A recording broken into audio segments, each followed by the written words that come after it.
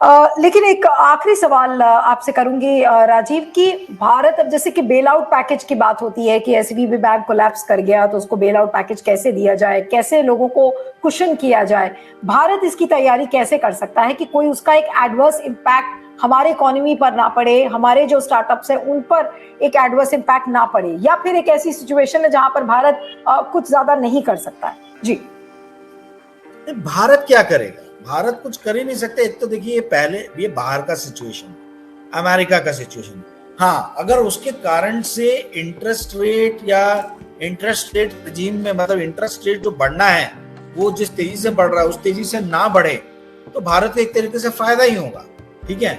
But उसके बावजूद भी इंटरेस्ट रेट बढ़ता है तो हमको उसके नेगेटिव इम्पैक्ट नजर आएंगे। दूसरा एक नेगेटिव इम्पैक्ट ये हो सकता है कि जो FIIs है, फॉरेन इंस्टीट्यूशनल इन्वेस्टर्स, वो भारत में माल अपना बेच बेच के छोड़ के भागे। वो तो ऑलरेडी बेच ही रहे हैं वैसे भी, है ना, तो वो और बेचें, इसकी भी पॉसिबिलिटी है।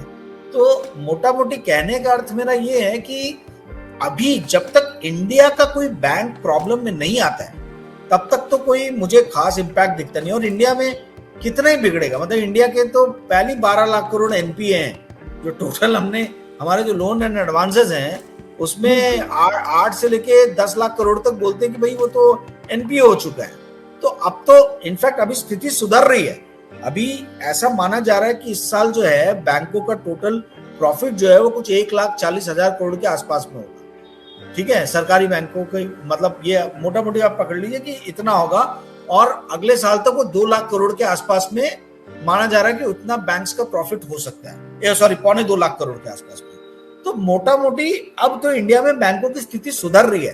हाँ, प्रॉब्लम कहाँ आ सकता है कि जैसे वहां हुआ बैंक रन वाली सिचुएशन आई, यहां भी किसी ने अफवाह फैला दी कि फलाना बैंक डूब रहा है और लोगों ने पैसे निकालने चालू किए, तो दिक्कत आ सकती है। प्राइवेट बैंक को, सरकारी बैंक को तो बचाने के लिए सरकार आ जाएगी, बट प्राइवेट बैंक में यदि इस तरीके से अफवाह फैल गई तो बड़ी स्थिति खराब हो सकती है। क्योंकि इंडिया के भी जो बैंक्स हैं उन्होंने भी जो लॉन्ग डेटेड बॉन्ड खरीद के रखे हैं वो सब लॉस में है।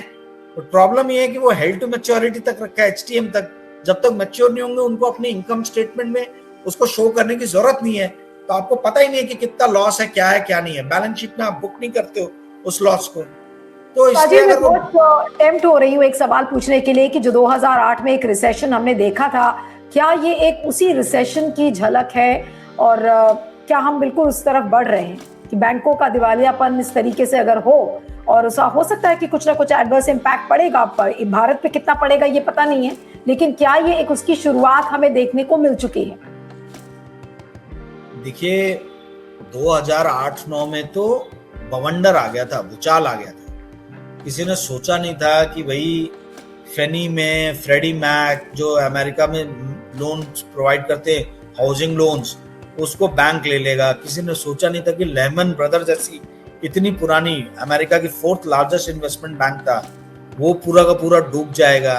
बियर स्टर्न्स जो है 3rd लार्जेस्ट था after Goldman and your Morgan Stanley, इन दोनों के बाद में 3rd नंबर पे बियर स्टर्न आता था, वो बिक जाएगा। किसी ने सोचा नहीं था। वो तो आपका एक और वो था, क्या जी था, जी नहीं है, एक और बहुत बड़ा था, मैं देखिए नाम बोल रहा हूँ अभी।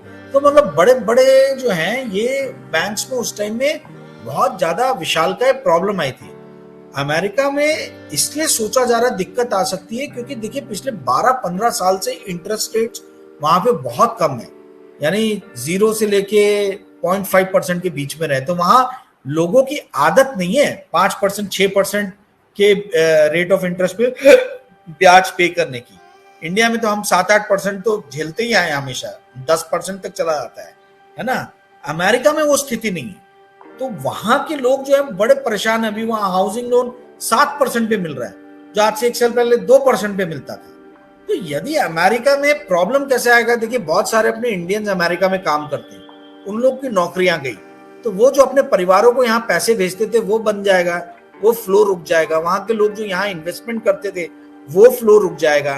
अगर क्रॉस बॉर्डर कैपिटल फ्लो पे इंपैक्ट आएगा तो इंडियन बैंक्स को भी इफेक्ट पड़ सकता है, इसमें कोई डाउट नहीं है। बट ये बहुत जल्दी होगा कुछ कहना।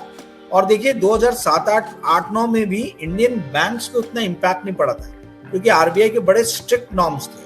अभी इस बार पता चलेगा यदि ये कंटेजियन बढ़ता है, ये प्रॉब्लम बहुत ज्यादा आगे बढ़ जाती है, तो समझ में आएगा कि भाई इंडियन बैंक्स ने रूल्स रेगुलेशन लैक्स किए थे कि वैसे ही 2008-9 की तरह हमारे सख्त रूल थे जिसके कारण हम लोग बच गए थे।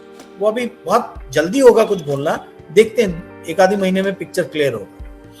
अब निगाहें टिकी होंगी कि क्या कुछ डेवलपमेंट्स इस फ्रंट पर होते हैं, लेकिन इस खबर से वाकई में एक चिंता लोगों के मन में जरूर आ गई है कि इसका असर क्या होगा। Thank you so much Rajiv, आपने बहुत अच्छे से और बहुत कॉमन मैन्स लैंग्वेज में बड़े अच्छे से आपने एक्सप्लेन किया कि एसवीबी बैंक के कोलैप्स का क्या असर हो सकता है, हमें कितनी चिंता करनी चाहिए। Thank you very much. और एक अपील सारे व्यूअर्स से कि इस वीडियो को ज्यादा से ज्यादा शेयर करिए, फीडबैक दीजिएगा और बने रहिएगा मेरे साथ मेरे खास कार्यक्रम हार्ड रियलिटी में। Thank you very much.